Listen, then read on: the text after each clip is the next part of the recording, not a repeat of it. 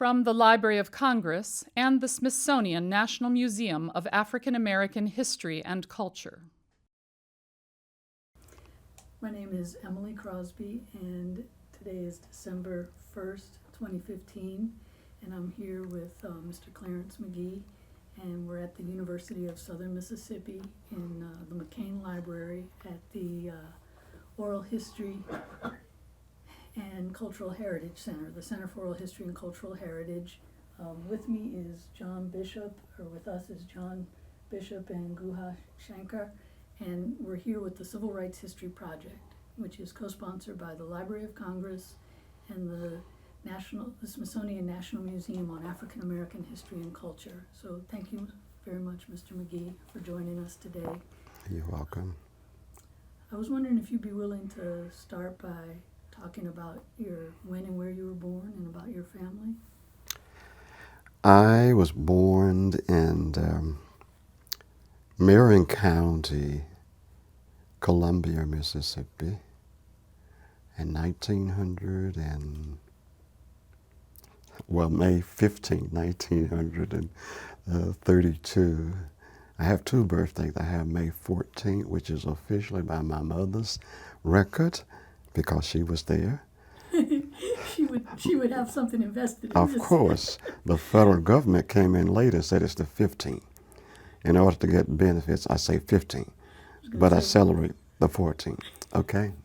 I was going to say, what do you do when you get on an airplane, right? So you have two birthdays. I have two birthdays, of course. Yeah. Yeah. And I'm the oldest of 10 siblings, 5 boys, 5 girls.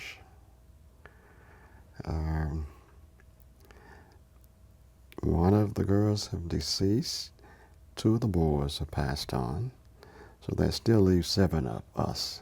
Yeah. Yeah, and all at one time were married. We all have children, anywhere from 2 to 5.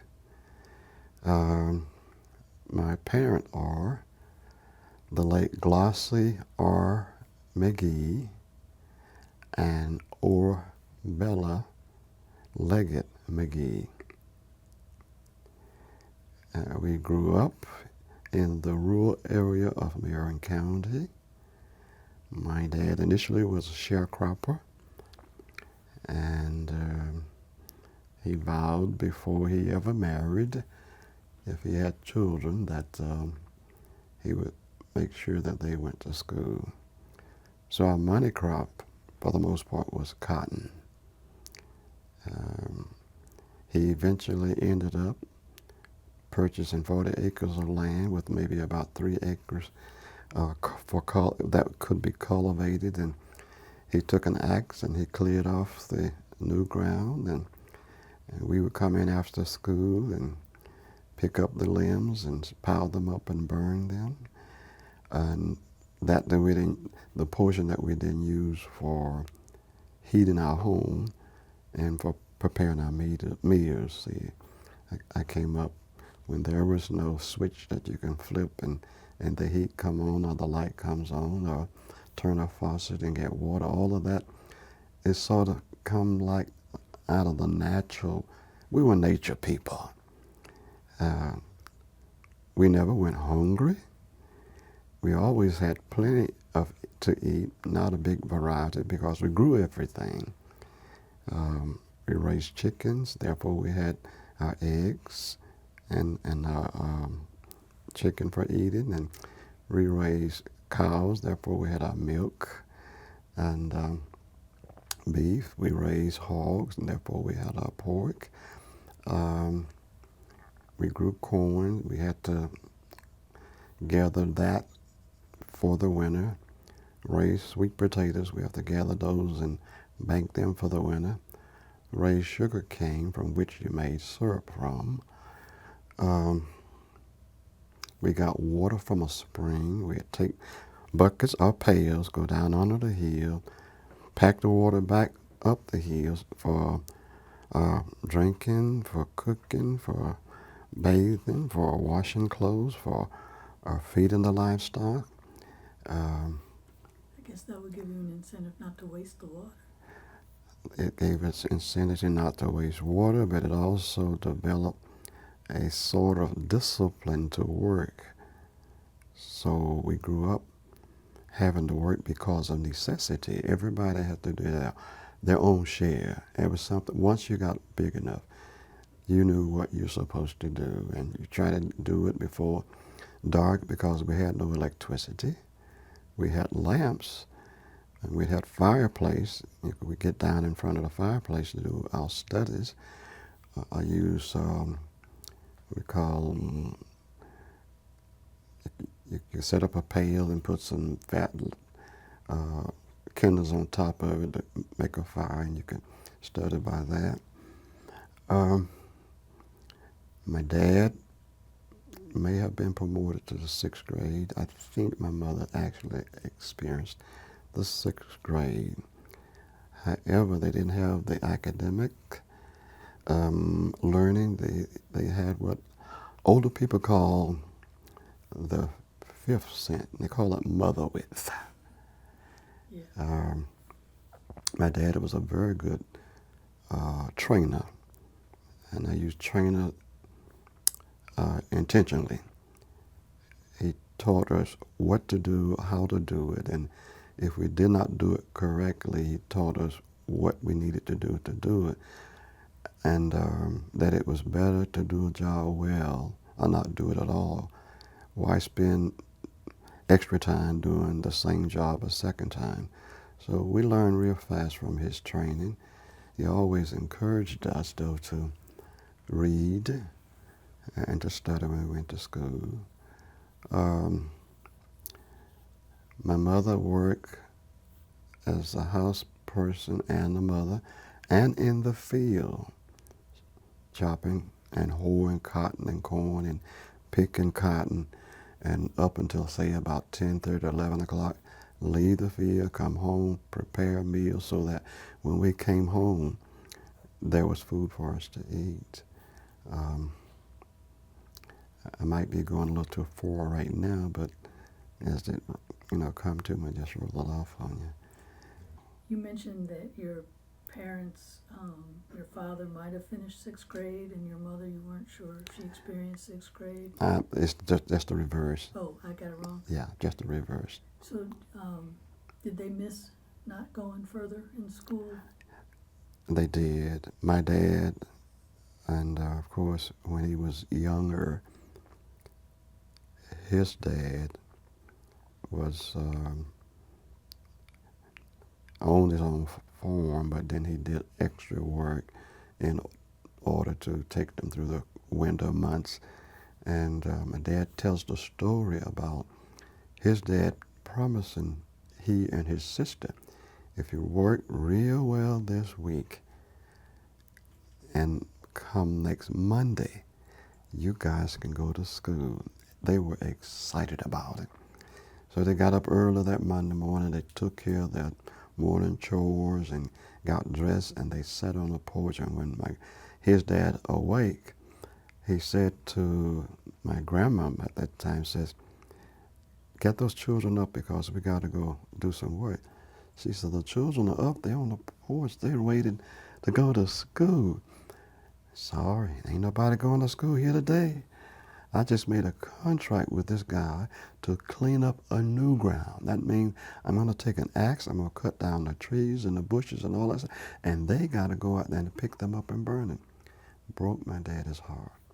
Made a vow that if they ever had children, that they would go to school.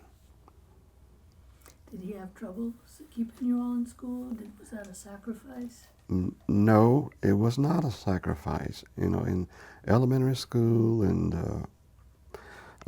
junior high, high school, we enjoyed going to school. It was a little bit a different style of life because we worked hard in the fields, and we worked hard to get everything done so that we could go to school. So our lifestyle, having to do things, inspired us to want to do something different. So it was we were not afraid of school. We wanted to go to school. Now, once we finished high school, we might have been a little hesitant there. But he said to us, there will come a day when high school diploma will not be good enough. You got to go further. And of course, I'm the oldest, of course, so I'm the first who went to high school. Went to college, went further than high school, and had a few setbacks. I was in Alcorn A&M College. It's Alcorn State University now. 30 days to the day when my mother passed from childbirth, which was a total wreck of my life. So I had to get the bus from Lorman. Someone took me from Lorman to Vicksburg to get the bus. The bus from Vicksburg took me all day to get to Columbia. My dad and my uncle met me at the bus station. And after the funeral, my daddy says, if you want to go back, you can go back. Out of choice. I chose to go back. And of course, I was not in any condition to make my grades. So basically I failed, but we had the second semester. I sort of pulled myself together and I passed. But the other tragedy that happened was just about 1 month into the second semester, my daddy came down with, went into a coma. And I didn't know he was diabetic. But my sister, who was there, who was next to me, was sort of like the person who kept everything together with my dad. As she said, my dad took ill and he couldn't lie down, he couldn't sit up. He just from the bed up and back. And he was sending my younger siblings to the field, the time of the year that you would take a hoe and you cut up the corn stalks. That's what they do, getting prepared.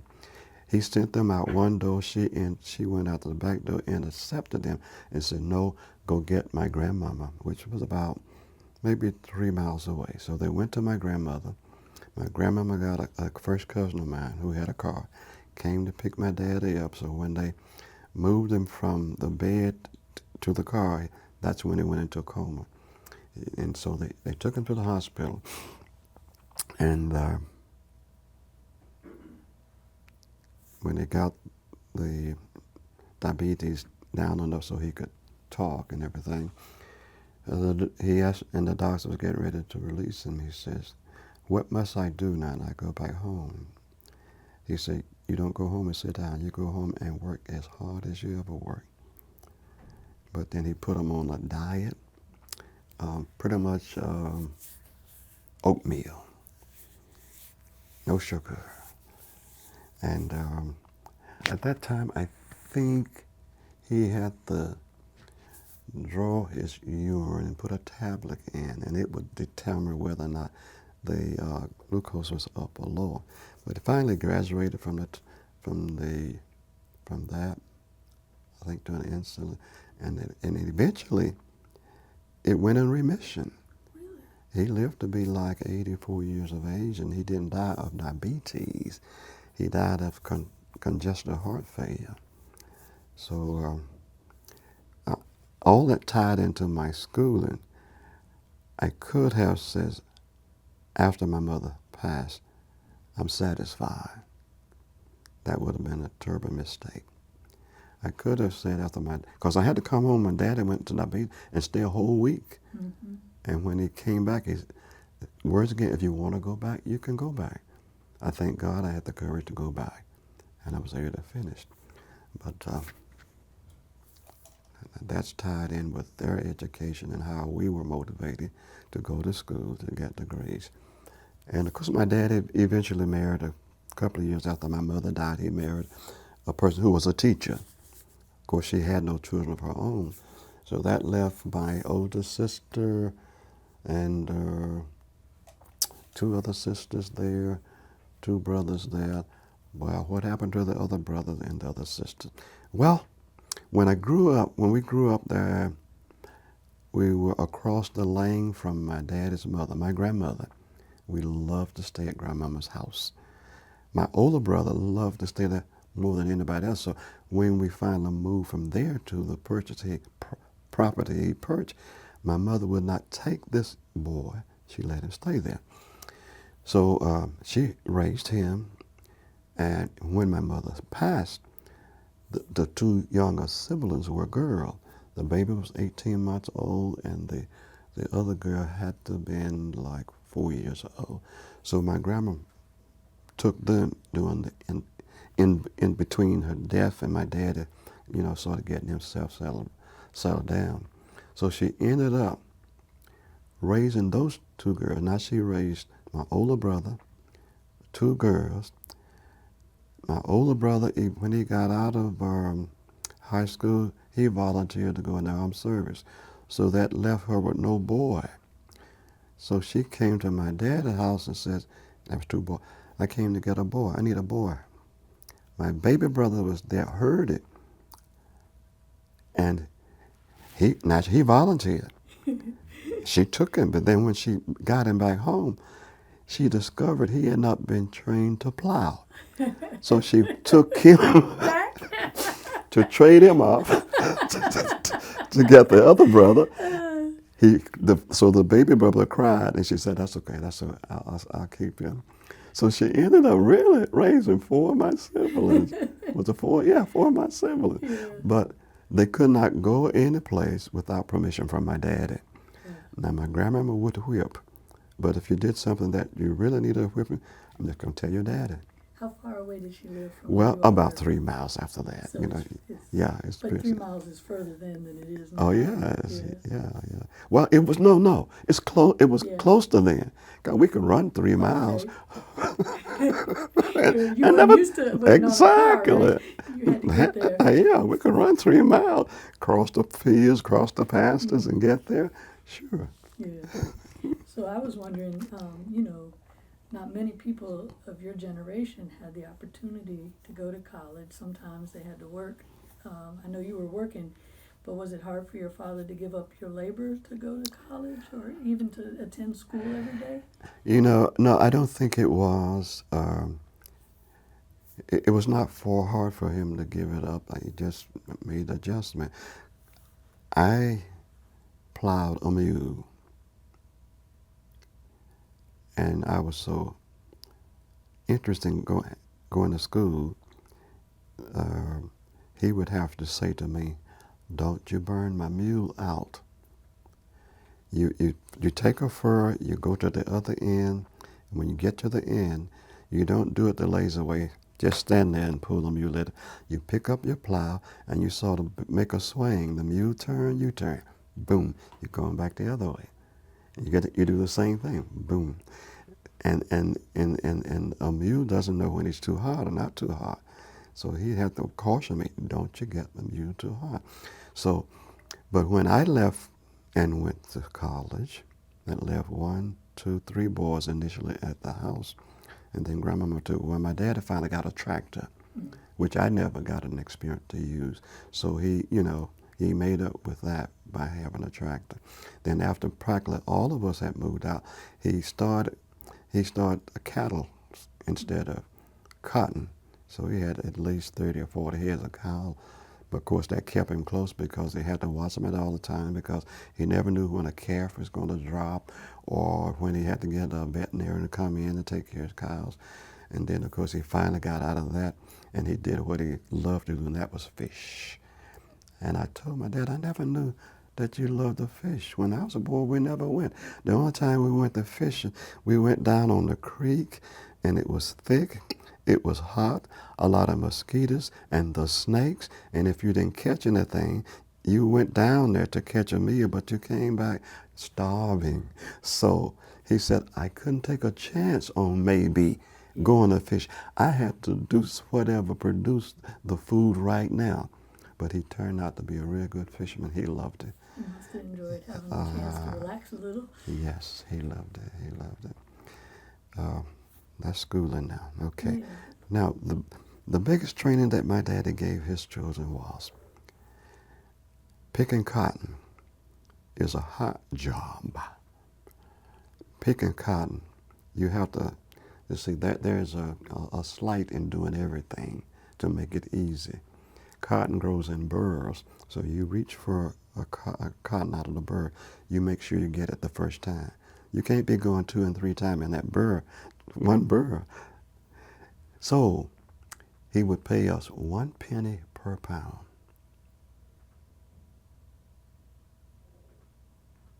So if I picked 100 pounds of cotton a day, I earned $1 for the whole day. And I didn't have to spend it on anything but myself because we had food at home, whatever, everything we knew, we grew it. He taught us how to weigh our cotton. And then he taught us to get a pad to put down our poundage and add them up. This is schooling. This is training. I said my dad was a trainer. And whenever he took a bale of cotton to the gin and it produced seeds, you can take the seeds and sell them or you can bring them home. If he sold the seeds, he came back and he sat down and said, okay, y'all come on now. Figure out how much I owe you. And he paid each one of us a penny per pound. Now, I learned to pick over 200 pounds of cotton a day. You were wealthy. Brothers and sisters, now there are 1 or 2 who couldn't pick cotton. They just never, everybody can't do the same thing. This could never pick cotton. But the first time I beat my dad picking cotton was the morning I came. He and my sibling had gone to the field earlier. So I had milked the cows. We had no pastures at that time. So you put a rope on your cow. You take her to a green spot, you stake it down so she can eat around that circle. So I had to do some chores and do that. So when I came with him, he scolded me for being late. I got mad. Unlike today, I dare say nothing to my dad. I just beat him picking cotton. You expressed your dissatisfaction. From that day forward, every day. Yeah. Whether I came at the same time he did or didn't come at the same time, I beat him picking cotton. I don't suppose he did that on purpose, did he? No, he didn't do that on purpose. but he did. It motivated me, so. Yeah. What were your schools like coming up? Oh, that's a different story. Initially, from elementary school up until maybe I was about 10 years of age. I started early at age 5. We would walk from where we live better than a mile to catch a bus. My auntie's husband had made a bus, or bought a bus, and he used the bus to pick children up to take to school. Now, I think the school supplemented that. But we'd walk that mile and a half, hot, rain, cold, whatever, to get that bus. I only remember maybe one time not catching the bus. And of course, my dad, being the motivator that he was, we don't miss buses, Cold, standing up there in the rain, under a pecan tree, many mornings waiting. Now, the white kids had a bus that drove right by the house. It was not a homemade bus, okay? A real bus, Yeah. yes. Did you think about that at the time? At the time, it didn't bother you that much. It really didn't. Our books were books that had been used 4 or 5 years because there were other kids' names written in the books. So we had hand-me-down books. The parents of the school had to cut wood to heat the schools in the wintertime. So they have a huge stack of wood out there. They would bore a well at the school so you can get water from the well. There were no indoor plumbing. There was no indoor restroom. Everything was under the hill away from the school.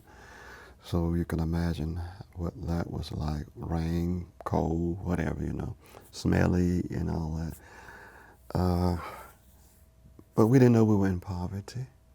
We only learned that once we saw the TV talking about people in poverty. That motivated a lot of kids. Some of them didn't. A lot felt alone, by the wayside.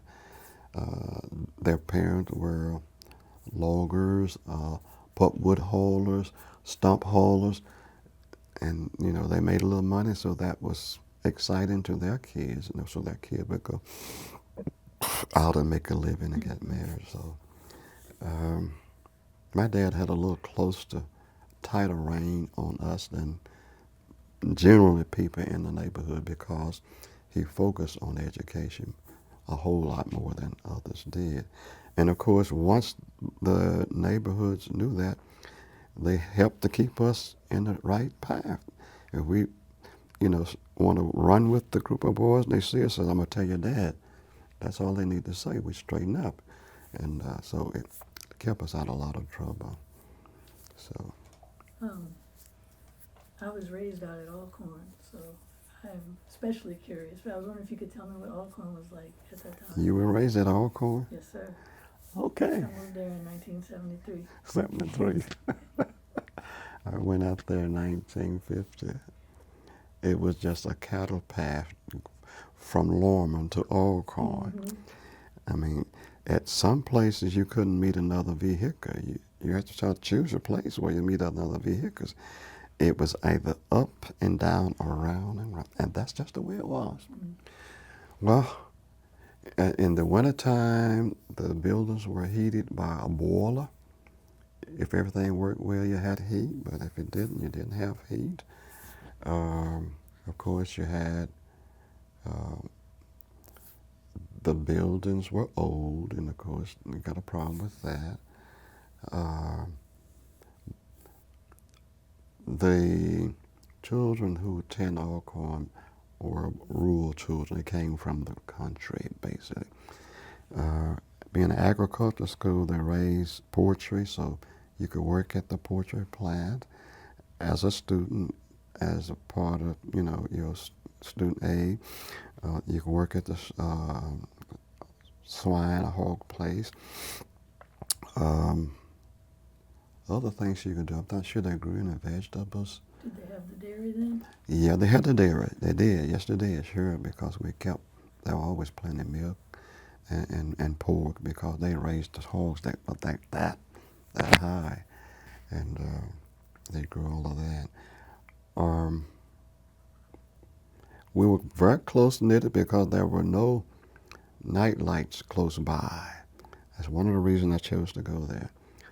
I didn't feel within myself that I could go up to a city school and not be affected by the nightlife. So, and I'd been out there, I know one summer with the agricultural department, stayed a week out there, so I knew about it. They were quite strict on boys and girls being separated at a certain point. You're required to go to the vegetable service on Sunday evening. There was Sunday school class on Sunday mornings.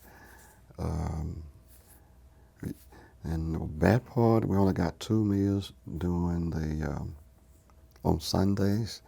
And of course, coming from the country, we got 3 meals per day, so you had to develop not having food on Sunday evening. I think they might give you a bag with an orange or something in it, a brown bag to take home. Of course, they had the PX around under the chapel back there. You go around there and get some candy bars and stuff like that, if you had the money. Right. But people like me, I have no money. Mm-hmm. Tuition was very low, but then I worked to take care of my room and board. They had a model home there for the senior homemakers where they went in and spent, I don't know where, half a semester where they had to do meal plannings and all of this kind of stuff, and practice purchasing meals and preparing meals and do all the things I'm going to do. I worked there for I don't know how long, but taking care of the floors of that building. And then one year I worked at pest control. We get big bags of baits, and I'd have to take it and put it in small package and then distribute it wherever there were mouths and so forth. I did that.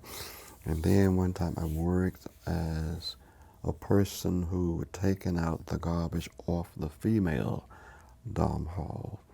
And I got the name of KT. All of my close friends knew me as KT. Kotak Kid. Kotak Kid. That's a nickname you want to carry through life, right? Well, see, look, I learned that these things are said to get a reaction, but I learned how not to react. Yeah. If you say, "Hey, KT Kid," I say, "Hey, how you doing?" Only you and I know what we're talking about. Right. So, what's the problem? Yeah. So you learn how to respond or not respond. So what did you study at Alcorn? Biology major. And what did you do when you left Alcorn? I went to service, 2-year service. Were you drafted? Yeah, I was drafted, and I was drafted before I left school. My dad knew the draft lady, and as long as I was in school, I got deferred. I come home for summer and work, go back to school, let her know I was back in school. So my senior year, she sent me a draft notice before the year was over, with a handwritten note. And if you're not ready to go right now, you just ignore it.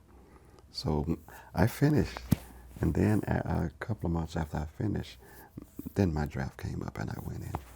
So was that just an informal agreement? That wasn't the policy then, was it? No, that was not a policy. My dad, I don't know, I can't remember where the lady who was managing the draft board or not. But anyway, somehow he got acquainted with her, and I agreed that as long as I was in school, I could be deferred.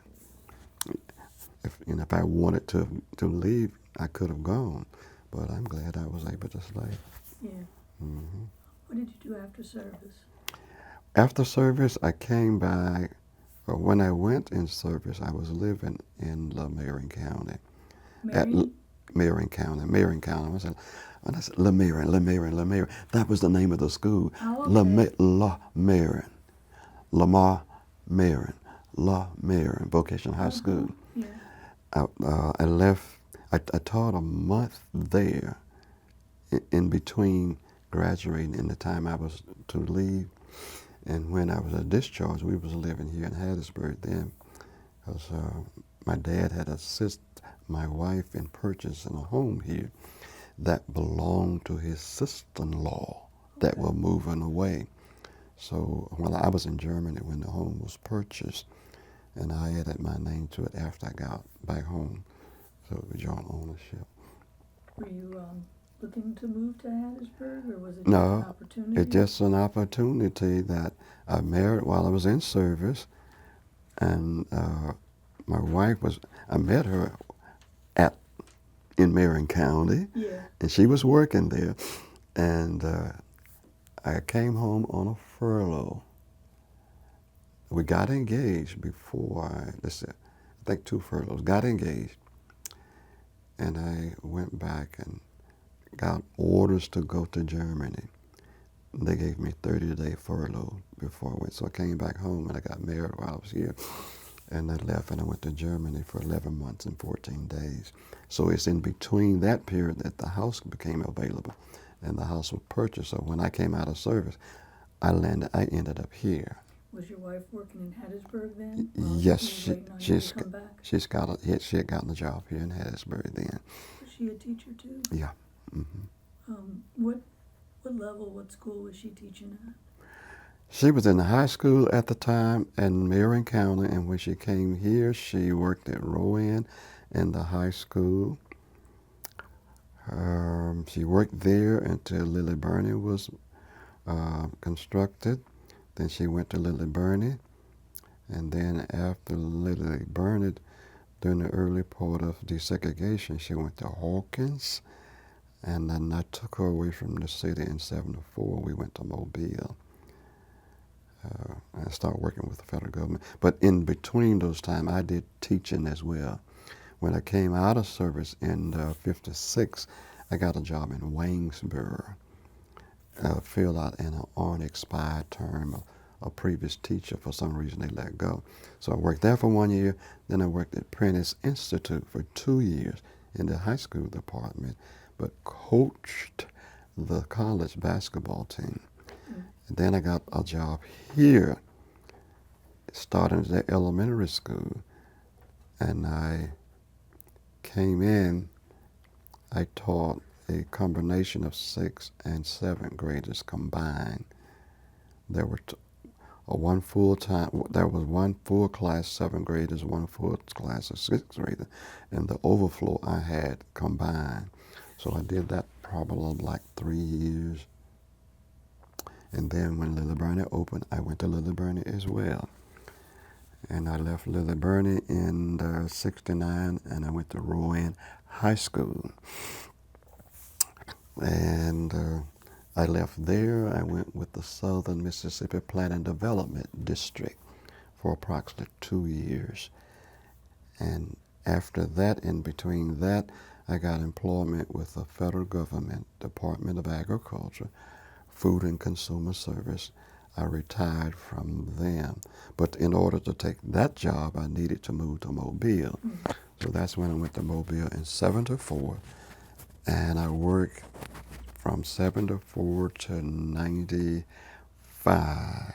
Came back to Hattiesburg, but I was still in the same job, but my office was located in Jackson. So I worked there about 3 years before I retired. Commuting to Jackson? Yeah.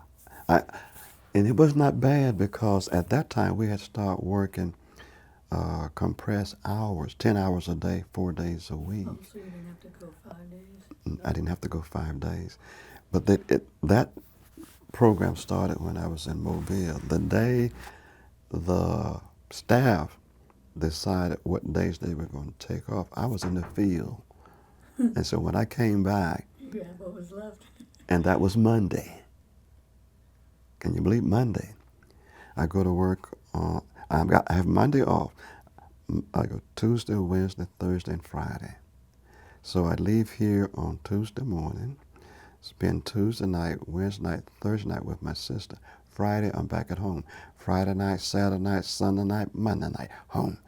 That's a pretty good situation. God looks out for people who are patient.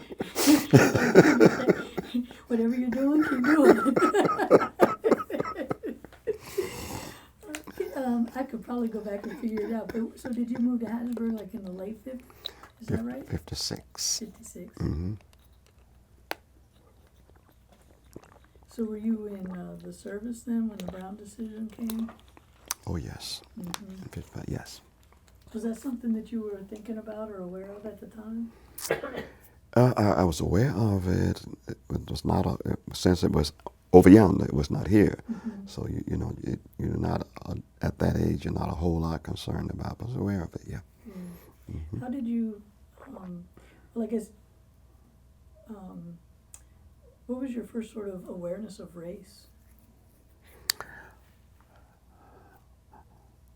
Since I was about 8 or 9 years old, I guess. Yeah, sure. Yeah. Was that like going to town or? Going to town, but look, in the South, the relationship between a black family and a white family could be just like this. That's not race. My dad is sharecropped with the white family who taught school during the school year. And during the school year, we could move from our house to their house, which was tight, had windows, and huge fireplace, and be comfortable.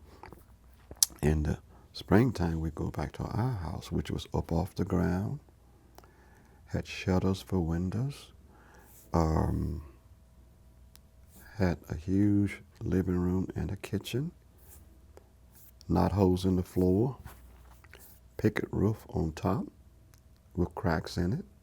So when the rain came down, you had to put pails out to catch the water. When we lived in their house during their absence, we didn't have that problem. We could hear the wind outside, whistling, that kind of stuff. But in our house, we could feel the winds. Yeah. Cracks in the wall. The wall became our library because they would use not newspaper, and cover them up with. So we see pictures and from study. In the winter, in the fall of the year before we moved there, we could touch the goats through the neighborhood, the pigs through the neighborhood, So it was a relationship there that we didn't have when we went to town. I can remember clearly on 2 occasions. One time I was downtown, very young. I walked into something like a pool hall, and people of color didn't go in there. I wandered in there through the front door, and somebody, and there they caught me and they issued me out the back door. But, back on the street, nothing happened. And I remember once walking down the street and a car coming. I don't know how close, but it was inches of hitting me, just, that close.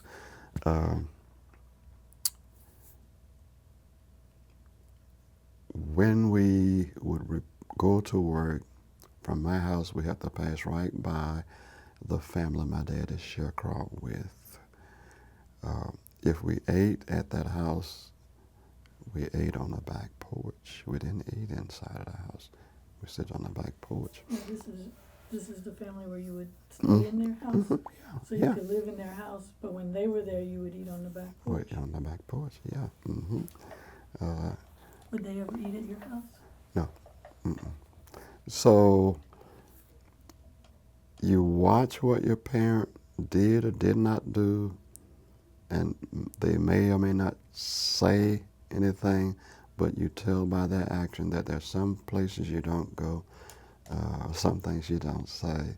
So you learn to follow the leaders if you got good leaders. So you're aware of it. Of course, now I'm direct experience and participation is two different things, in that way. Yeah. So what first got you, what was your first awareness of the civil rights movement? 1956, when my dad and my wife purchased our first home. He said to me, now that you own a home, you can pay a $2 poll tax and you can register to vote.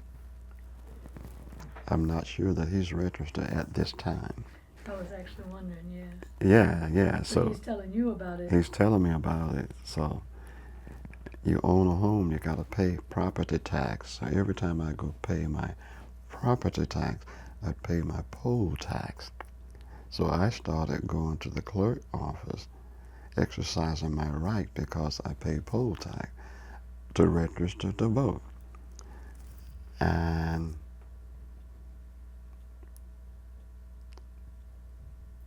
you get caught off guard. The first time I went in, a deputy clerk met me at the desk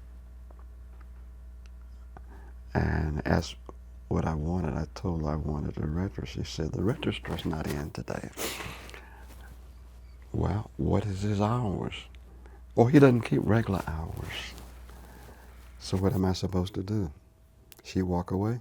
I'm not going to stand up there, so I walk away. It's 12 months probably later, and I go back and go through the same routine. This time he's in. His name is, not Thoroughly in. It was before him? The one before him. Is that Fox? Cox. Cox. Yes. All right, something like that. Cox. I met the same deputy at the counter, and she says, what do you want? I told her. She called him from the back. He walked up, and I'm standing there. He says, what do you want, boy? I told him, who sent you, boy? I said, nobody. You better wait. He walks away. I walk away. The next time I go by. Can I interrupt? How did you feel?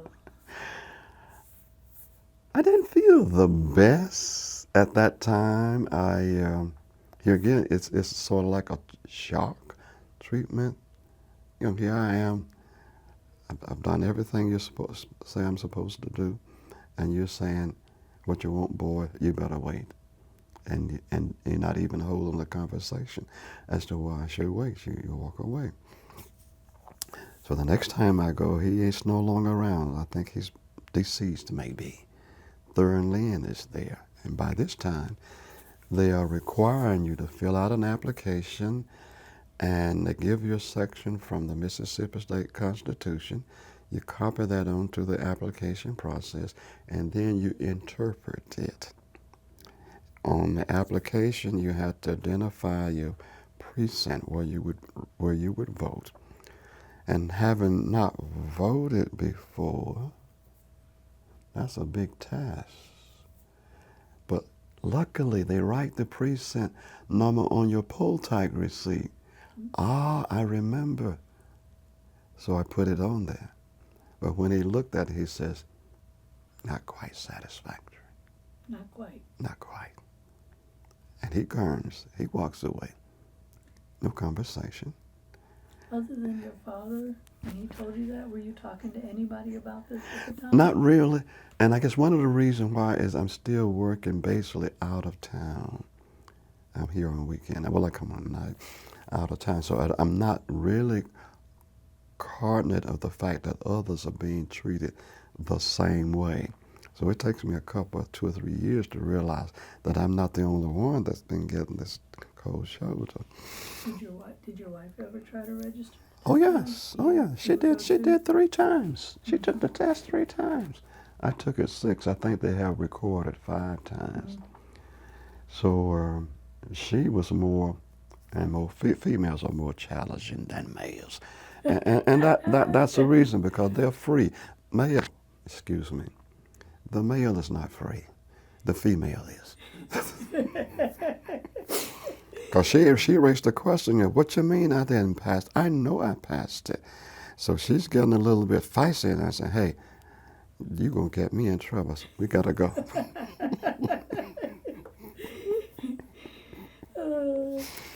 But anyway, she took it 3 times, and she recognized, for some reason, that it was the precinct that was hanging her up. But it also said, if you don't know the precinct, just put in the nearest town. She wrote Hattiesburg, which means she's met all the requirements. There is nothing that she had missed. And yet he says, not quite satisfactory. And she want to know why. Can't tell you. Walks away. I took her out.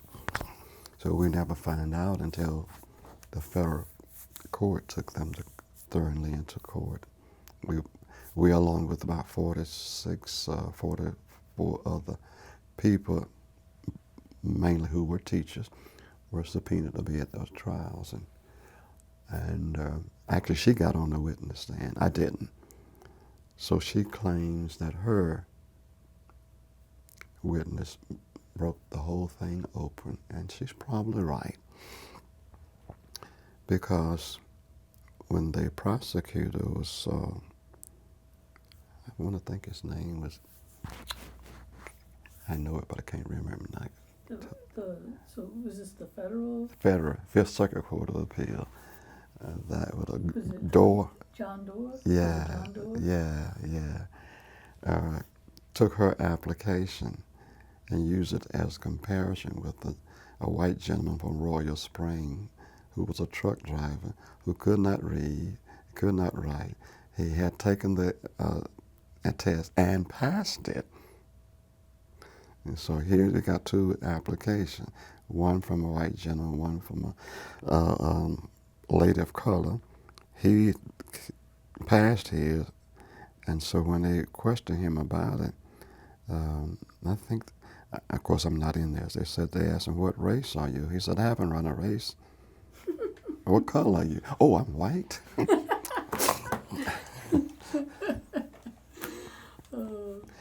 You know, it was a challenge, but then I started treating it as a cat and mouse game. Because every time I got a chance to go back in, I would go. So we knew each other quite well. Because I would go. And he'd give me the test. I walk in, I say, hey, and he said, you got 15 minutes. Give me the test. All I want is the test. Because I was studying the Constitution. I knew it wasn't getting me on that.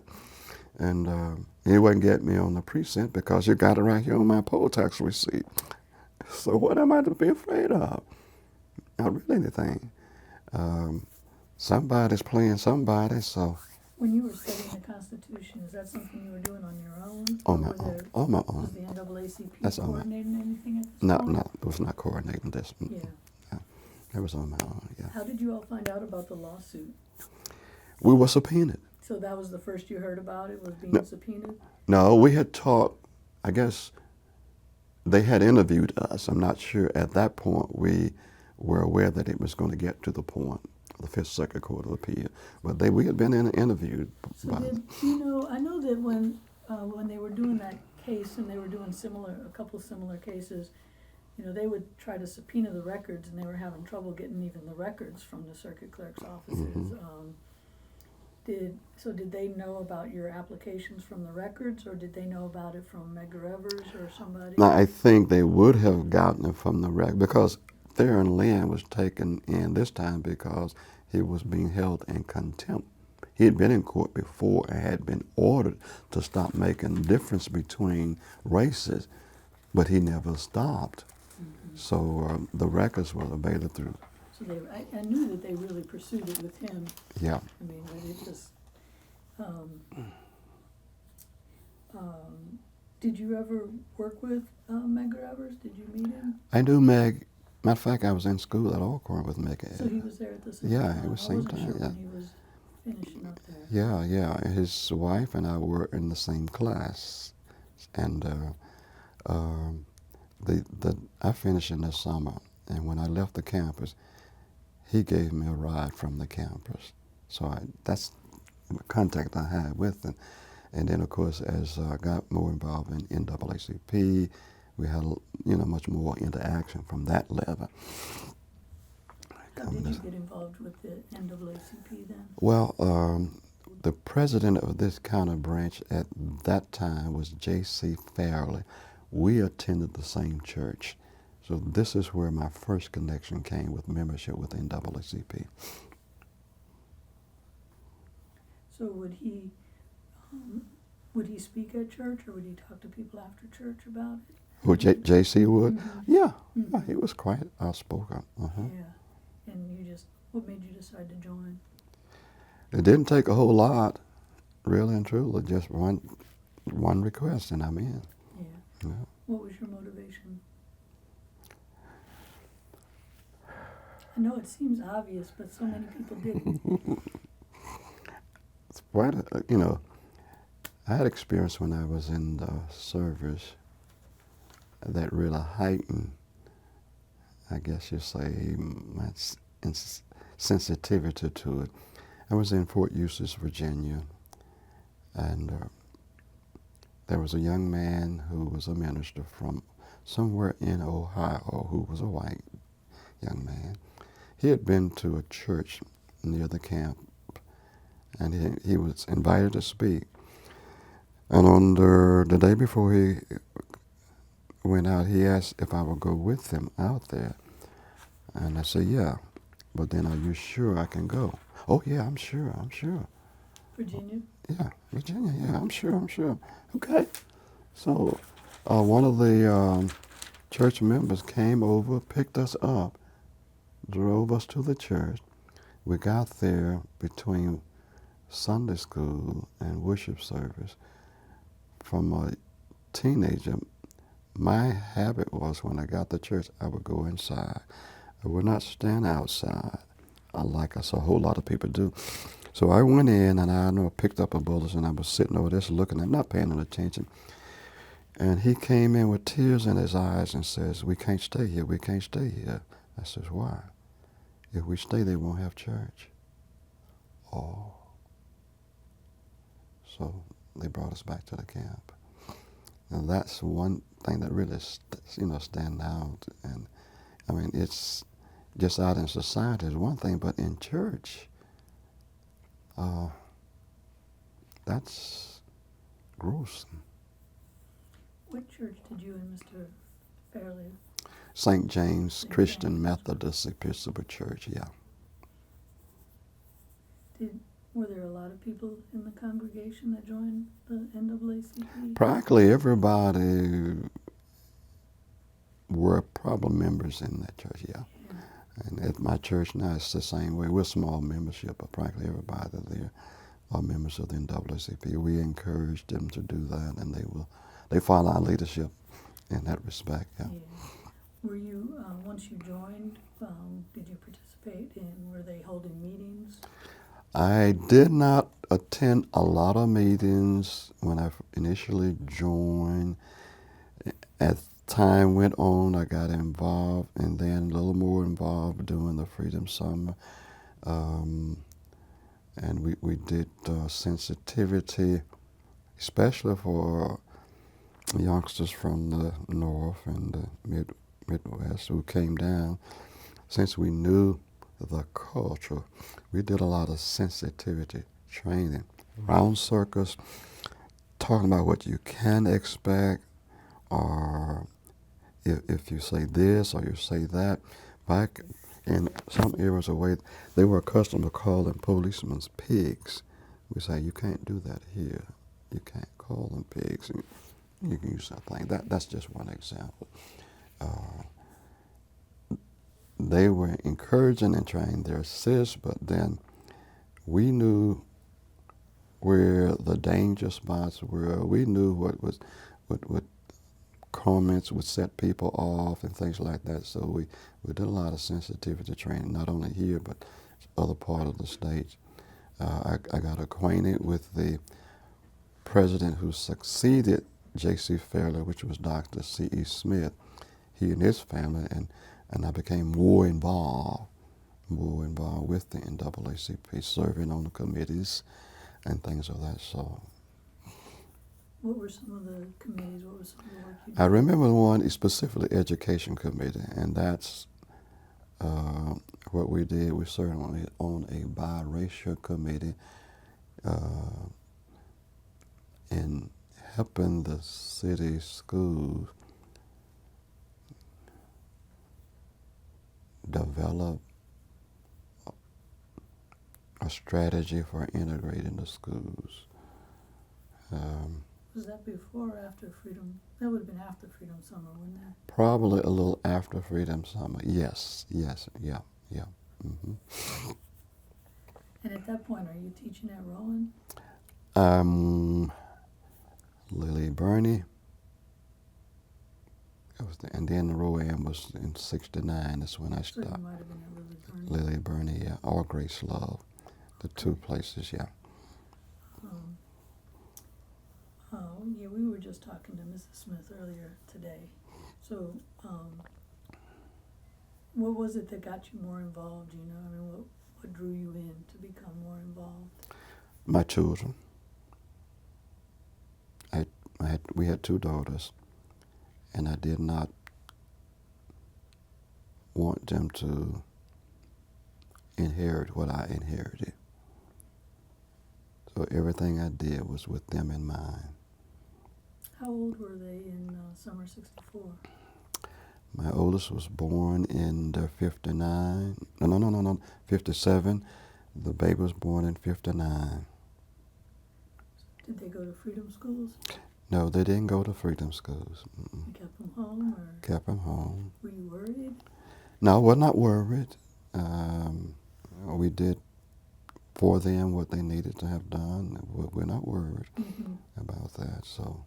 You just didn't. You just wanted to keep them at home. Didn't Yeah. need them to attend that. Well, so that involved. That didn't stop us from working with the Freedom Summer, because our church provided housing for some of them, provided meals for some of them. So we were involved, but we didn't put our children out there. Yeah. we were involved. Mm-hmm. What are some of the things that you all were doing? I mean, you just said housing and food. Can you give me sort of a sense of what the day-to-day was like? Well, now,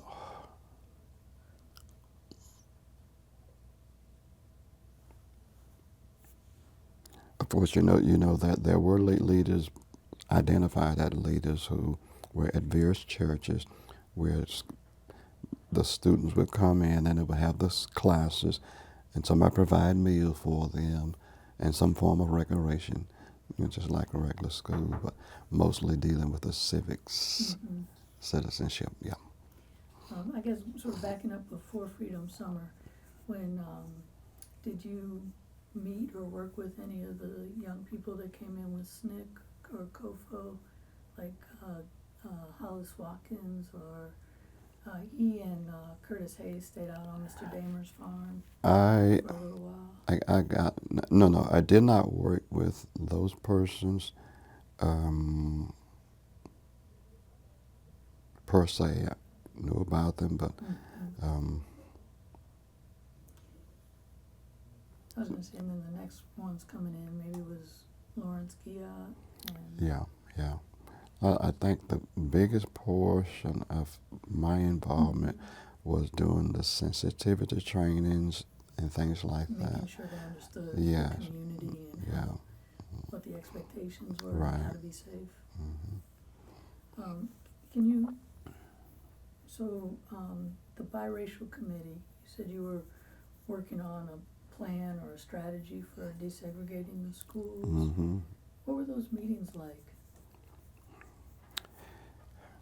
I learned early in my involvement that the meetings that we attend were the second meetings.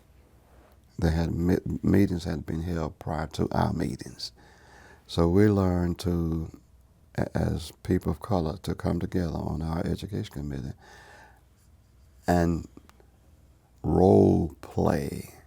We would propose questions that we were going to propose, and we'd have somebody respond to those questions, so that when we got in the meeting, we would be conditioned to what might have been said. And also we suggest questions that might be coming to us, be prepared to answer those.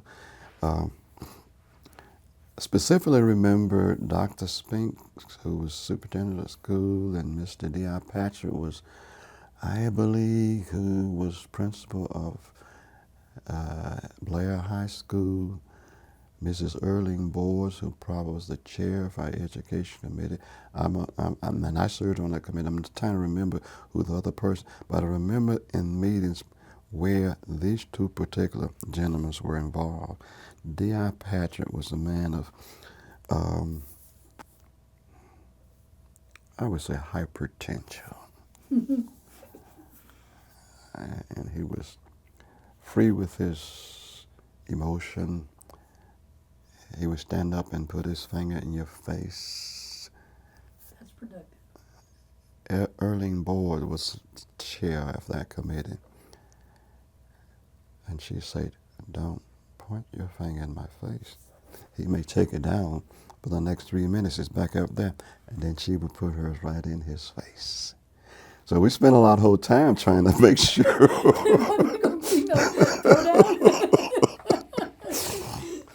trying to manage the people who were in the meeting so that we can get to some point that we can do something positive. It's good practice, right? For teaching school. But anyway, they were interesting meetings, but challenging. And Can you even go back that far in your head and, think about what you hoped would come out of it? Obviously you've lived all these years and seen how it's turned out, but do you remember what your hopes were at the time?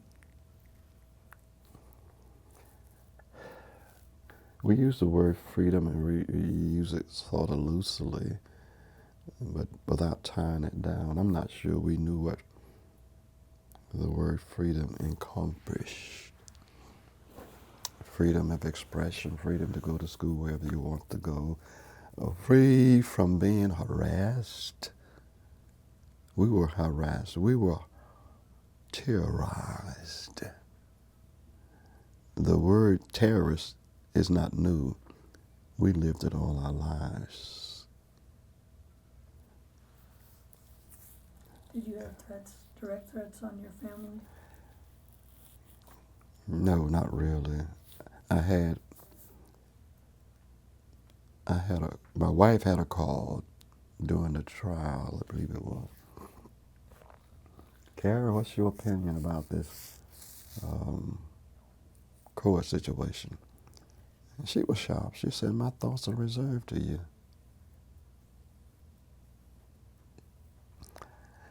During the trial,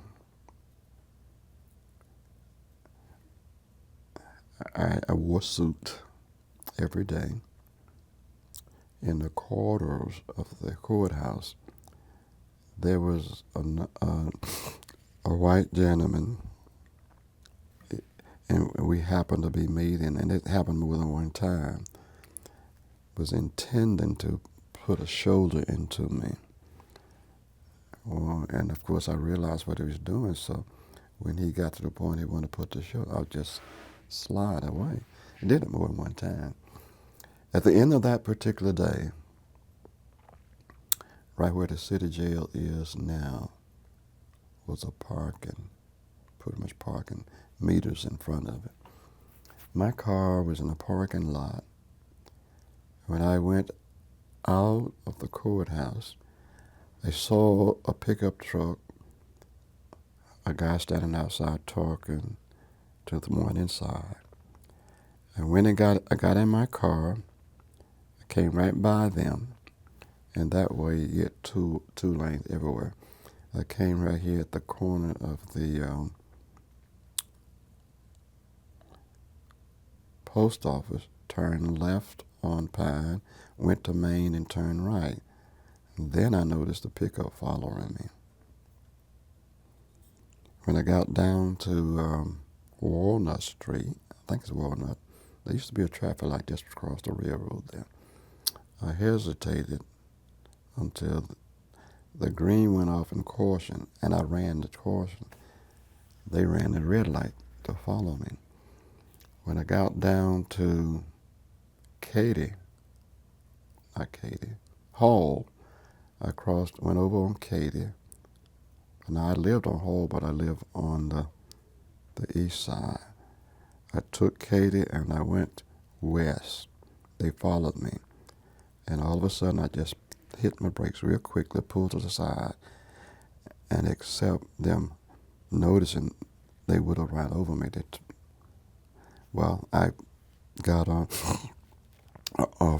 and then when they passed me, I just followed them. And at the point I stopped and I turned around and came back. But they came back, they just... I got one call at one time. Somebody asked me something about Dr.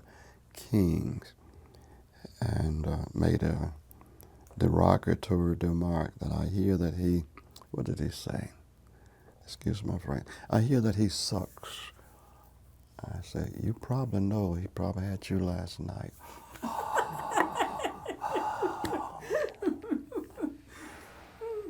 End conversation. You said your wife was quick. I guess you practiced on each other. I learned it from her. She taught you how to talk back. I'm not sure I've asked you. Can you say what your wife's name was?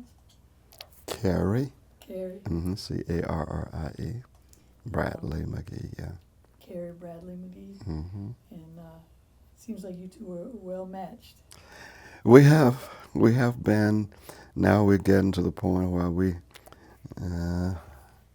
want to be left alone now. After 60 years. Are you both retired? We retired from paid jobs, but we never retired from working in the community, working in AACP and in the church, missionary work, all that kind of stuff. We never retired from that. Matter of fact, we had got more rest when we got paid for it. I was going to say, that's why you look so young, right? We stay active. When you mentioned Dr. Smith, and you just now mentioned Dr. King. We were talking to Miss Smith, and we heard a story about her sneaking Dr. King into town, but we didn't actually get her to tell that story on tape. Do you know about it? I know about it, but I have to let somebody else tell it. Unfortunately, I didn't stay for the meeting. He was late. And of course, at that time, I was working, I think, in Waynesboro. Okay. And having to get up real early in the morning to drive there. I didn't get a chance to stay because I went home and got some rest so I could get up the next morning. And that's what happened on it. Do you know because I don't know it, do you know the story of how she snuck him in? I've heard the story, but I don't know if I've heard it from her. Okay. So I better sort of leave it where it Mhm. is there. Okay. Yeah, I'm sorry we didn't get her to tell us what we should have done, right? What did you hope school desegregation would look like? What were you working for on the committee, trying to accomplish? Better supplies. I think that was better supplies. And I don't think I was expecting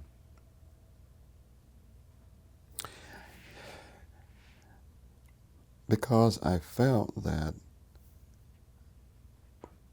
teachers were doing a pretty good job. Could do a better job if they had the equipment and supplies. We never had a full lab. As I told you earlier, we were using books that were 10 years old, some of them.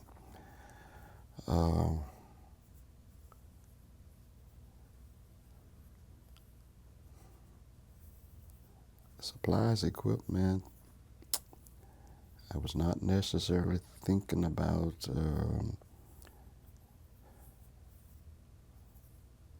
I want to say rubbing shoulders with other races, so forth. Just give us supply. Let us, go where. Hey, why did I have to leave Hattiesburg to get a graduate degree? To me, that was uncalled for. At this university, well, it was a college then, Mm-hmm. they had graduate programs Yeah, right here in town, and you can't go. and it didn't make sense. Still doesn't make sense. The state would give you a little money to go to a school outside of the state. You have to come up with the rest of it. Fortunately, I had been in service, so I got my GI Bill to help me out in that. But people of color didn't do too bad with what they had. There have been some backlash. There have been some false notion as to what freedom means. And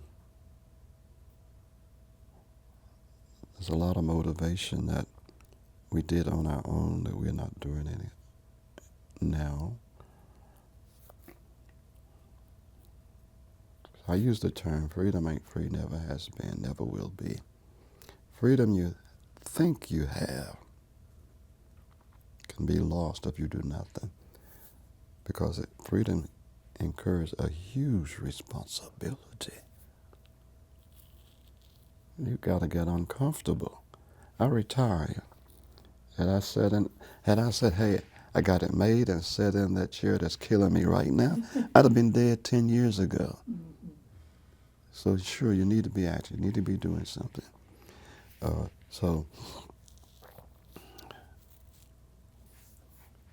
And there's enough blame to go around to everybody who put on a dress or everybody who put on pants when it comes to the lack of properly exercising your responsibility as free citizens. We just take voting, for example.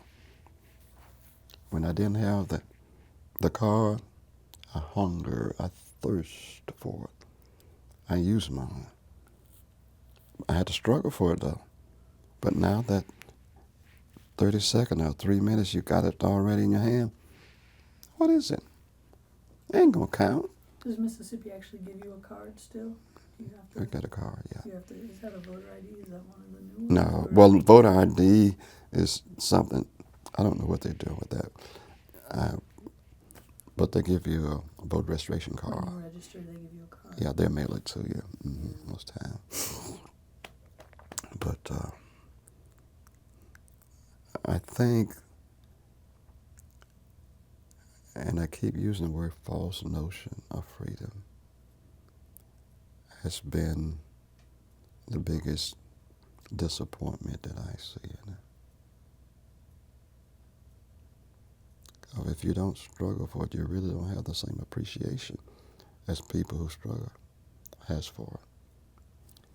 As long as I could drive my dad's car, I couldn't care anything about tires. I had to worry about the oil, though. He taught me, pay attention to the oil and water in my car. Oil and water. Oil and water. Never said a thing about tires. Never said a thing about gas. You want to make sure you didn't burn that engine up. Yeah, because if the tires blow out, you're going to stop. If the gas, you're going to stop. But it'll keep running without water and oil until it burns up. It took me a long time to understand why he said that and didn't say the other. Yeah. But he was a trainer. Yeah. Did the NAACP try to recruit the first students who went to Freedom of Choice? Or did families just volunteer? Yeah, sure, there was some recruitment, but I don't think the recruitment was not that difficult. Mm-hmm. You know, everybody was in the same boat. Everybody was either hungry or thirsty for education, in the same boat. And education was the ticket for the way out. We live in a society today who have to cut wood, who have to bring water in, who have to take care of hogs, chickens, cows, who have to worry about heat. Just flip a lighter switch, you got it, comfortable. All the things that we want, we can get. Now, and the things, and this has no eyes. Poverty has no eyes. People who've not been, let's say, somehow educated either in the schools or family, what have you, basically get what they want, but somebody else give them what they need. And where's the incentiveness to do better? Yet we're free.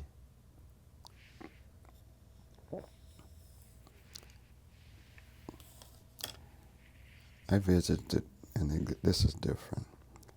Part of my job initially with the federal government was to visit stores, hold training for how you handle the food stamp, authorize and handle the food stamp, monitor the food stamp, and to visit state human resources and from the administrative part to check on that. And that also took me into homes of people who got benefits and things like that. The first home I saw cell phone in were people who were needing welfare and that kind of stuff. And it took me a long time.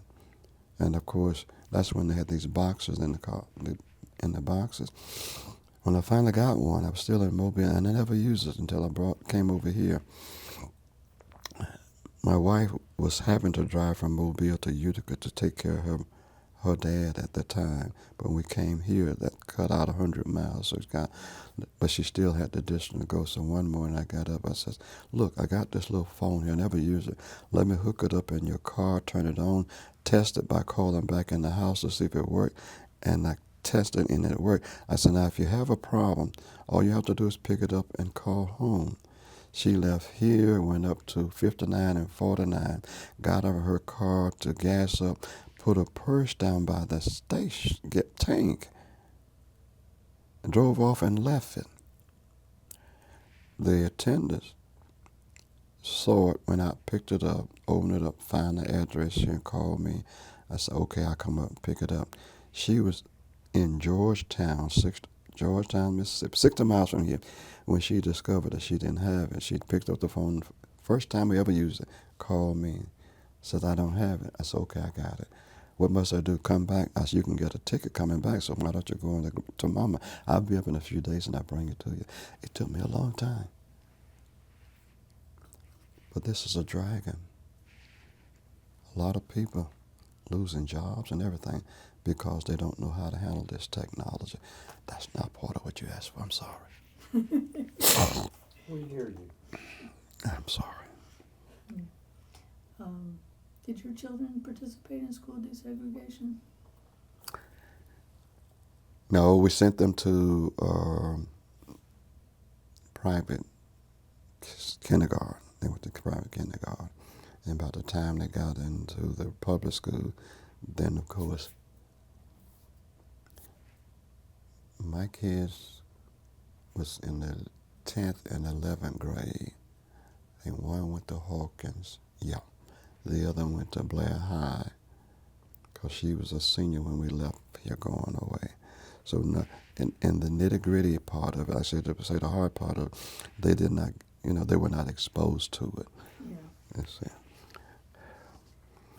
Do you know what the experience was like for the children that were the first ones? Only what I hear. Yeah. Yeah, and we've heard that just recently. We had a 50-year celebration of the first students who went into the elementary schools, who told their stories. This month just passed. Yeah. Did any of the black teachers in Hattiesburg, did any of them lose their jobs when they unified the district? None that I know of lost their job. Hattiesburg was a unique situation. Dr. Berger, Principal Berger, I don't know if he has doctor or not. People say he did not get involved much, but he was in the politics where the county school teachers were dismissed if it was known that they were a member of the NAACP. The city teachers were not. So he's sort of like a buffer between his teachers and people who would do them harm. Or something that happened recent during that time. Oh yeah. The year I was at Rowan, the students walked out of school and marched from Rowan to over on Mobile Street. That was 69, of course. I went with them. I think a couple other teachers went with, not everybody. We went as monitors to be sure that they did not agitate the policemen and things like that caused them to react in a negative kind of way. For the graduation that day, for some reason, of course, I served as one of the sponsors for the graduation that year. Mr. Berger invited myself to walk with he and Mr. Spanks from the school building across over to the football stadium where we held the graduation that night. He knew my involvement, other people knew my involvement. And I guess one of the reasons I accept an offer to do something other than teacher is because of the extent of my involvement. And I realized, of course, the other offer paid me twice as much now. That's not bad. No, it's not bad. It caused me to realize that if Dr. Spanks at the end of the school term said, McGee, I don't have anything for you to do, I'm out. But I wasn't making anything in the first place.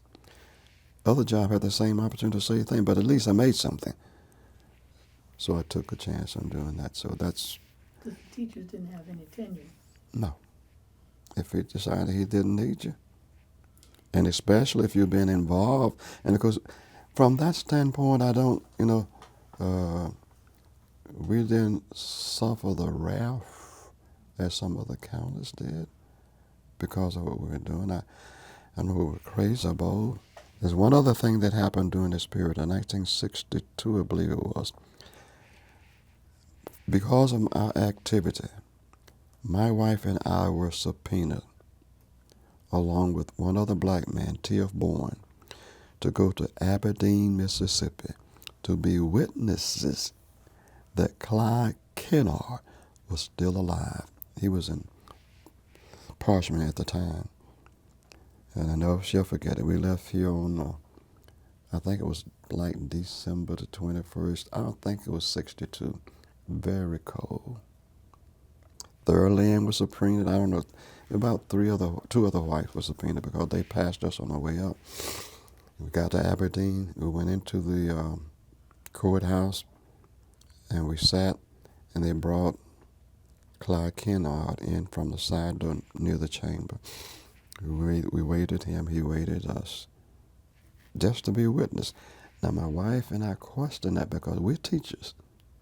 Now, we could see if one of us had been subpoenaed, and somebody wanted to take retribution against it, then the other would have a job. But both, we went, not knowing what would happen. Do you know? I know who subpoenaed me. Yeah, R. Jess Brown, attorney R. Jess Brown did it. There were only two black attorneys that I knew of in the state, Jack Young and R. Jess Brown. What was I don't understand the purpose. Well, the government had ordered the writ of habeas corpus, had ordered them to show that he was still alive. I see, because of the condition that he was in. Part of the effort to try to get him out. Yeah. What did he look like at that time? He was real dark. Now I know that he was on chemo or something, but I mean, truly real dark complexion. Did he look ill? Well, from a distance, we only just waved through him, and that was it. We'd done our job. Now we've come back to the city. Did you know him before? I didn't. I knew all everything that he was involved in, but I had not personally met him. Mm-hmm. See. Yeah.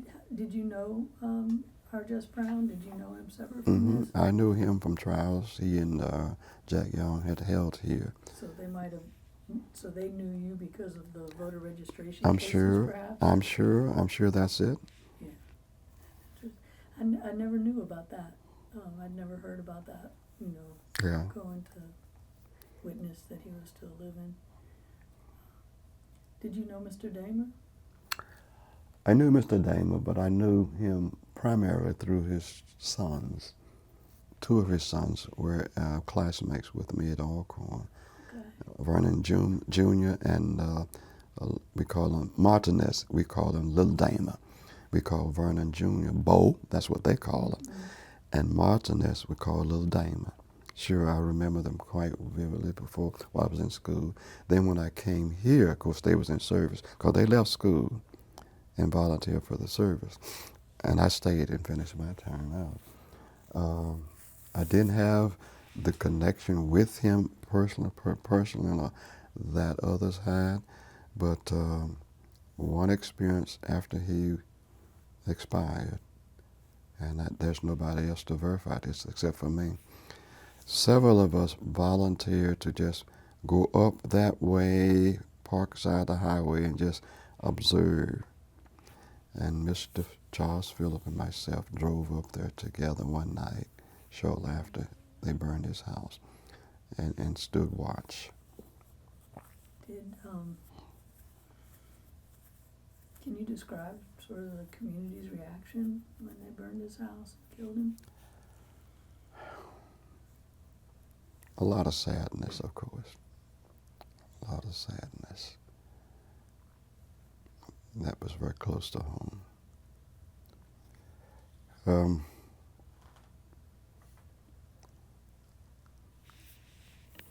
There were groups, a group, they call them the deacons, and not too many people knew who they were, who was like watchmen, who kept watch for anything that's funny that's going on. The only other thing that happened to me... Deacons organized here after he was killed? I think it was after he was killed. I think so, too. The only other thing that happened to me that would claim my attention right now, somebody sprayed chemical on my lawn in the form of a cross. Was that during this time? Do you know who did it? No. Did that worry you? Not a whole lot, but I let my wife and baby sleep in the back room. I sleep in the front room with a rifle. Did anybody else come help you keep watch, or you just took care I of just it? took care of myself. Yeah. Yeah. Were you here when they had the trials, the first trials, and they actually convicted a couple of the men? I was here for the first trials, and one of the guys who was given some time was pardoned by Governor Waller, I believe. I think that's right. I wrote a letter to him how terrible it was to pardon a man. And I sent the letter to the editor. I sent him a copy, I sent it to the editor, and they did print it in the paper. I was here when the last man was sentenced, went to his trial. I'd heard all of that say. What did you ever get a response from the governor? No, Nothing. I didn't get a. As a matter of fact, I'm not surprised about that, but it was in the mail, it was in the news. Yeah. Yeah. Were you surprised that they were able to get the conviction in the late 60s? Not really. I guess you say yes and no. As they began to get others, then I figured at some point that everybody would be held accountable for the misdeeds they had done. Did the conviction of, I'm now blanking on his name, but Sam Byers. Yeah. How did it, do you have a sense of, did that impact the community when he was finally convicted? I don't know if there was a relief or not. It had been so long, from the time the crime, the time they convicted him. I was at that trial. And they were, I'm sure, immediate family, outside their immediate family, the younger people would not have had that much emotional attachment to it as the older people would have had to it at that time. What are some of the things that you would like people to know about the civil rights movement?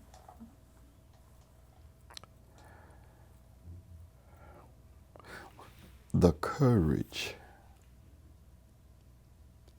the legacy we have, the courage to keep on keeping on in spite of the odds.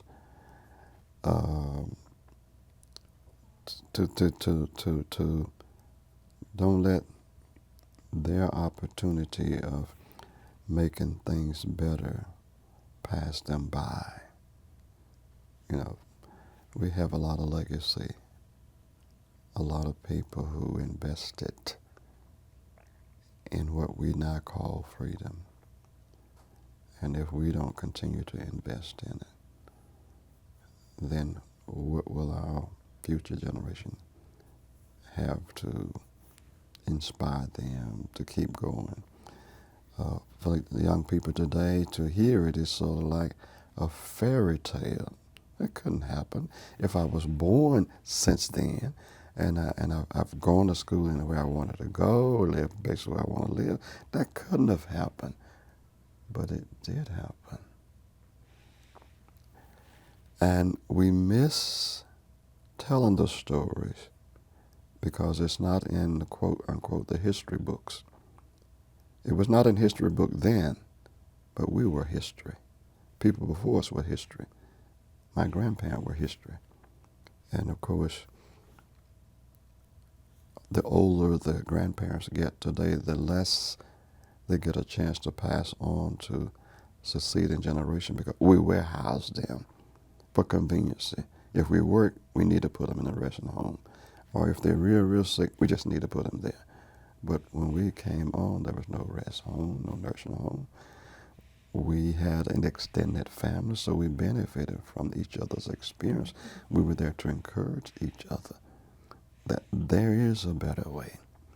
And many times I'll say to people, 3 words will solve all the ills that's in this country. The first word is education. The second word is education. And by now you know the third word is education. A lot of smart people, but a lot of them not educated. Mm-hmm. And so you've spoken to this a little bit, and I think you just did, but you're leader of the NAACP still today.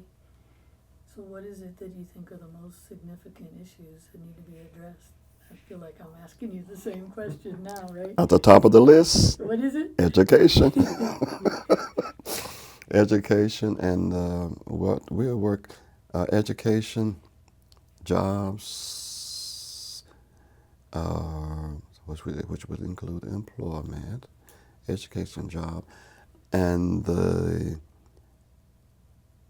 freedom to exercise whatever gifts and talents that you have without regards to your skin color. And we need to do some more with our community policing. And we're working on that community policing. There is not a friendly dialogue between the police and the community. Police comes from the same community, so many of them that they police, but there still is a breakdown in communication. So communication is very important. People need to be heard. People want to be heard. And we had an experience back here in that we resolved it, but it's not satisfactory when the city council took away the citizen forum for 90 days, ended up keeping it for 15 months. All kind of suggestions to go back to it. They only went back when we took them to court. That was unnecessary. Mm-hmm. We shut it down because people who have a problem communicating sometimes get very emotional, and they got to get through their emotion before you can hear what they're trying to say. A lot of people come to me with problems.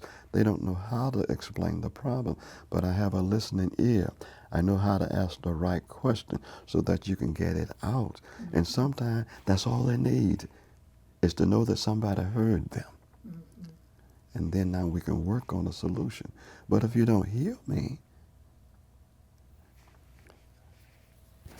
we got the baby's mentality. Baby can't talk. The only way they communicate is crying. And if you're smart enough, you figure out whether it's because I'm cold, because I'm wet, because I'm hungry, or because I got some kind of pain. If you can figure it out, you can communicate. But if you never figure it out, when the baby can't get attention, it starts striking, fighting. And some of us become adults, never being able to communicate. You were telling me before we got cut off that about the group of men that you worked with on housing. Yeah, Hattiesburg Association for Civic Improvement. And one of the members had gone to, I want to say, Dallas, Texas, and he saw a similar project. He and his wife came back and sold the idea to us, and we made application with HUD, and that plant cost us $121 million to put up. We only put up like $3,000 to get it started and that kind of stuff. Nobody got any money from it. Only people who were privileged to work there got paid, and I never worked there. So in some ways, it was an investment, but it was also an effort to provide housing. Yes. And services. Well, it was investment, not for individual profit, but for the community. But for the community, to help people to advance. Now, all of the others were put up by private owners for investment. Eventually, we had to get rid of it because Katrina didn't help us out. The insurance didn't pay all the damage there. And then long-time residents, when they moved out, there was so much renovation needed to be done. So it had to drain our reserve.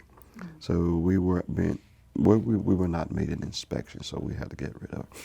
But the other thing that came out of that is that the first community action agency here was started by this one group. We sent two This people. is part of the War on Poverty? No, Community Action? No. Community Action Agency Okay. for Head Start. Okay. Head Start. All right. Head Start. Yeah. All right. We sent two people to Atlanta to find out what it was about. And they came back, and we formed a biracial committee and put the application in to learn that George Pittman, who was Senator Pittman at that time, had put one together. It had to be biracial. Right. Took it to Washington, ready to walk it through. So when they start contacting those who they say they had on, they knew nothing about it. You just put people's names on Yeah. it? So they came back here and says, "You'll tear yours up, sign on to ours, and we'll walk it through." And we said, no. They didn't know who they were talking to. But we are responsible for getting it. Forest Stone Community Action Agent. That's recently known. It was known for what pays Head Start, and because of they had some problems now that they're on a new management now. But that's a part of what come out of the Freedom Summer and the Civil Rights Movement. Trying to, these are our markers. Mm-hmm. That, yeah, we progress. The school is the other. The schools are still struggling, but we know these happen. So we, at my age, I'm still trying to get a community-wide unity, police community kind of thing. That's in the process. But we're supposed to be talking about history, I know that. But Well, no, we're interested in the continuities. We're interested in the legacies. yeah, so we're still trying to build a community relationship. White, black, ministers, clergy, judges, policemen, president of the universities, and we think we're making a good start with it. So that was, we're here in the McCain Library today. Yeah. And President McCain was here when it was part of keeping Southern segregated. What kind of changes have you seen with the universities? A tremendous change with the population is, demographic population is just tremendous. Of course, you got an African American president, and we got that closeness.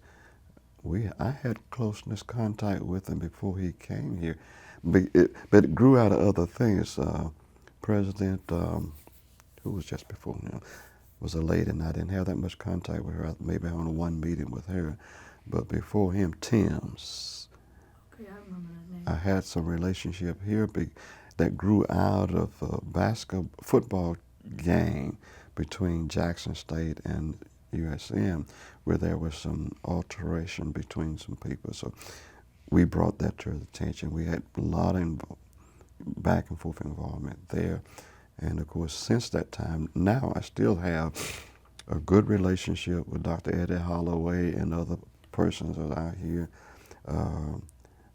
I get calls from all over. A couple of incidents that stands out in my mind. One has to do with a student from Kansas City, Kansas, was on the basketball team. Good player, and he and his roommate had an alteration. Got his jaw broke. The coach didn't report it, and when he reported, and he and the doctor agreed that one thing happened, but the film shows something else happened.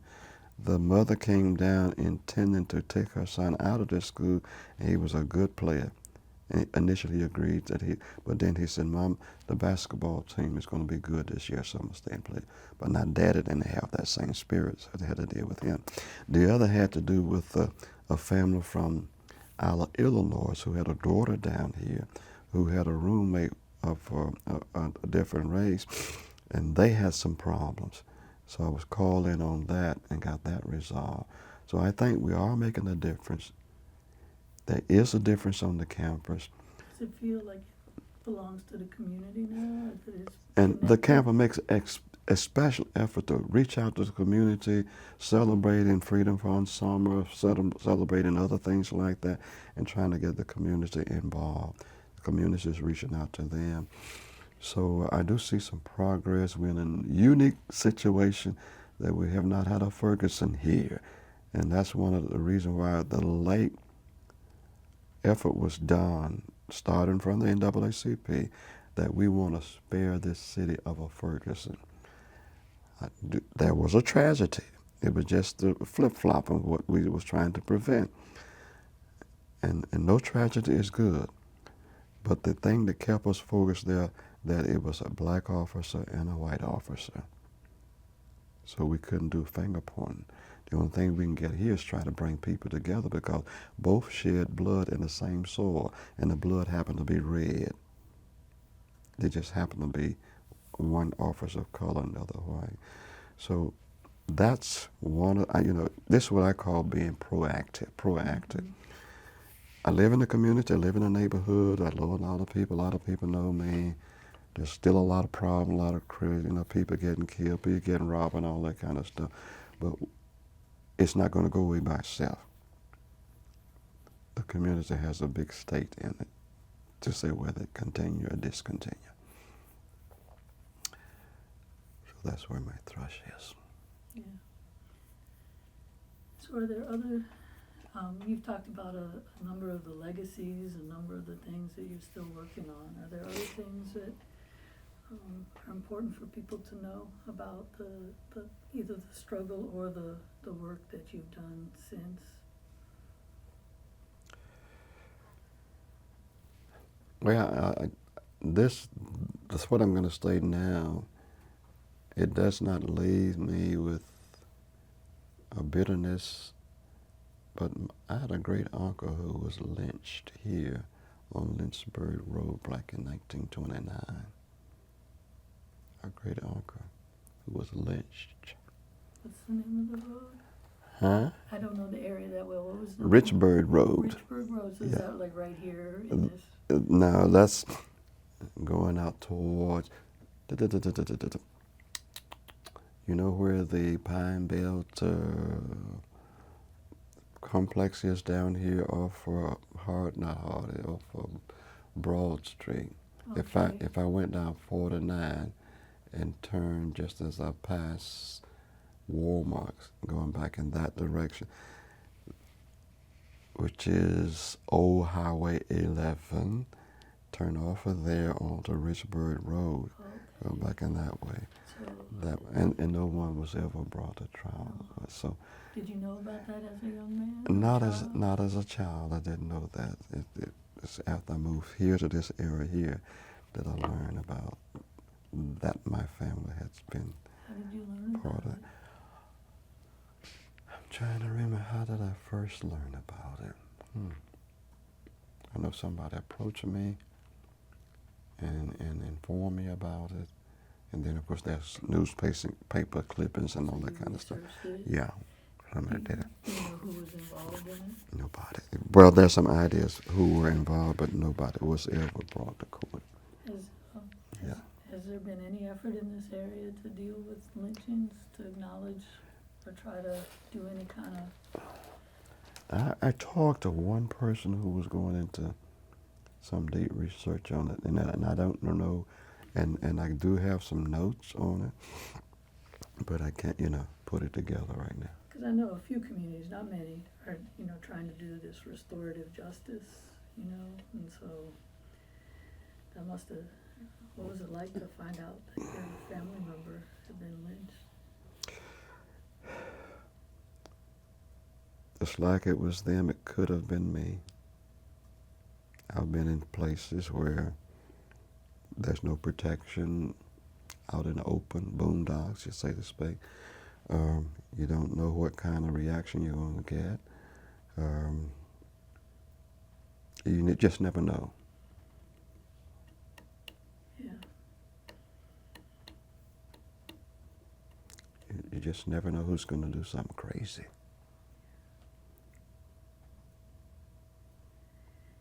Yeah. Did you find out about that? Has that been recently, or was that when you moved to the area?